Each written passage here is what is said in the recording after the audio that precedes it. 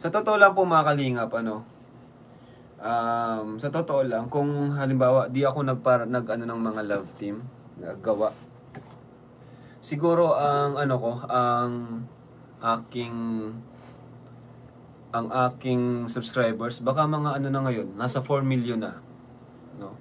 Kasi mas malaki po kasi yung chance mo na mag-viral ka kapag ang vlog mo is puro charity or puro scout, 'di ba? Pansin mo mga nagba-viral ko, yung mga bagong scout natin, no? Kaya yun po, kahit kahit pa mabagal yung pag-usad ng ko, di naman talaga mabagal siya. Pero kumbaga mas mapapabilis talaga yung pag ng channel ko kung halimbawa puro scout ako um kasi may mga 'di ba? Minsan may mga nag-iisip na dahil lang puro love team lang tayo. Kumbaga di na pero hindi po. Kasi kung halimbawa ay itigil natin yung love team, halimbawa wala na tayong love team, puro charity tayo. Sigurado po, baka puro viral ang uploads ko, mga scout ko, di ba? Pero hindi ko po inisip yun kasi okay lang sa akin na ganito, syempre, mabagal or may mga toxic, may mga community. Minsan may iiwan tayong community, may aalis sa atin. Tinanggap ko yun kasi inisip ko yung mga beneficiaries ko eh. Ayoko silang basta-basta na lang pabayaan. Ma-vlog ko sila, matulungan din, goodbye na. Inisip ko sila. Kasi kung tutuusin, hindi ako takot na itigil talaga ang mga love team. Kayang-kaya kung simula ulit din, puro charity tayo. Kagaya dati, di ba? Nung puro charity ako dati, sobrang bilis po ng channel ko. Sobrang bilis, no? Andyan si Reyna, Tatay Robin, at iba pa kung sino-sinong mga nag-viral natin, Rubilin. Pero, syempre ako naman, yun na nga, pinili ko na mag-love team kasi, syempre, gusto ko yung mga beneficiaries ko ay mabago talaga yung buhay. Kaya, yun. Wala lang po, na pag-isip-isip ko lang kasi yung ng channel ko, yung kumbaga performance ng channel ko before compare ngayon, 'di ba? Pero maganda pa rin naman po, wala naman pong kumbaga maganda pa rin. Pero mas malaki lang po talaga yung chance na mas sumikat ka, mas mag-viral yung video mo kung ikaw ay puro charity. I mean 100% na puro charity or scout, 'di ba? Sa atin naman puro charity pa rin naman tayo, pero dinadaan lang natin sa love team, sa ibang kasi syempre yung love team natin is charity pa rin. Yan, 'di ba? Pansin niyo yung mga yung views ko, 'di ba? Pansin niyo na lang si yung bagong yung si tawag niya si Buhangin Girl, 'di ba? Lakas ng views niya.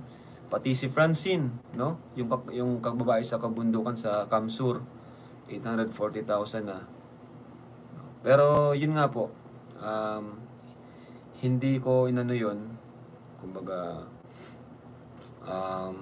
mas pinili ko pa rin na na ituloy itong mga love team natin kasi para yan sa mga beneficiaries natin.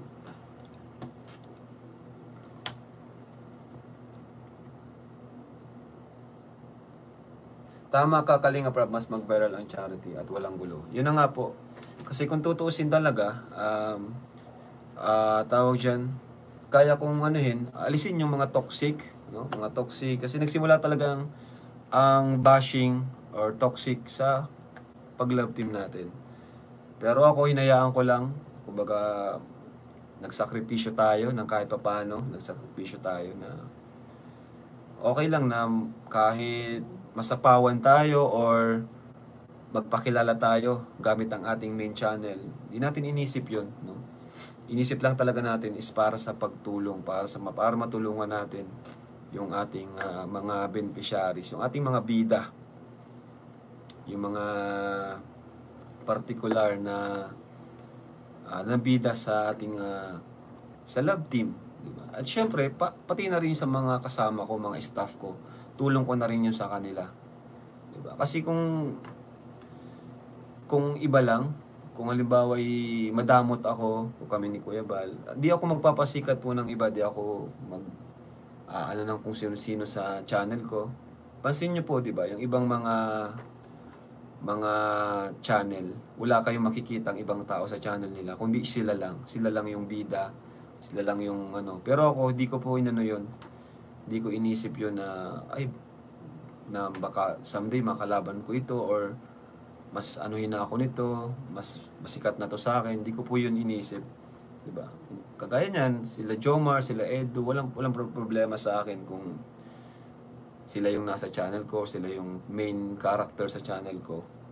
Basta pagtulong po, basta yan, basta para kina Biancy, Carla, and syempre para na rin sa kanila, para na rin kay Edu, para exposure na rin sa kanya. Kasi, totoo naman po yun, na yung toxic talaga, dahil sa ano rin naman, dahil sa love team din naman. Pero yun nga, nag-sacrifice tayo dun ng konti, alang-alang sa ating mga beneficiaries. Kaya sana, yun, maging ano lang din sa kanila yun, maging, tawag dyan, para pahalagahan din nila, no? Pahalagahan din nila yung ginagawa natin na yun, para yung mga ginagawa natin para sa kanila.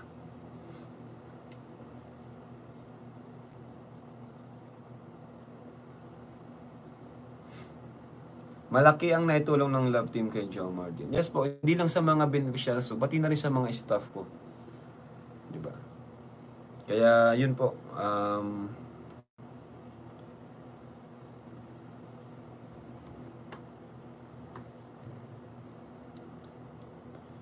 ayan, shoutout kay Kuya Andy, nandito pala ngayon. So yun nga po mga kalingap, no? Minsan kasi napag-iisip-isip ko na rin na paano ko kaya kung yun, stay na lang ulit ako sa pagcha-charity, yung puro ano lang, scout tayo. Kagaya nung dati, di ba? Yung ginagawa ko dati. Nung mga unang taon, mga 2022, ganyan. Pero yun nga, kasi kung yun ang ibabalik ko, na puro scout, sigurado, aangat talaga, bibilis yung pag-angat ng channel natin at maraming viral. Marami tayong mapapaviral. Kasi pansin nyo yung mga vlog kong bago, puro viral po talaga. Kasi, ayan, si Buhangin Girl, di ba? Si Francine Saragay, ayan. Talagang, tumataas talaga. Kaso, hanggang dun lang yun. Pero, yun nga, syempre, inisip ko rin yung mga beneficiaries natin, mga scholars natin, na pag iniwan ko sila, kawawa naman, di ba? Kawawa naman sila. Kaya ayaw ko rin basta-basta na lang pabayaan or i-give up yung love team. Ayaw ko na yung basta-basta mawala. Salamat G, totoo yan. Sinasabi mo kung wala ang love team, wala sana division or barrier ang lahat. Kaya mataas na sana subscriber mo at mga views mo. Kung isa lang ang love team, sigurado million views.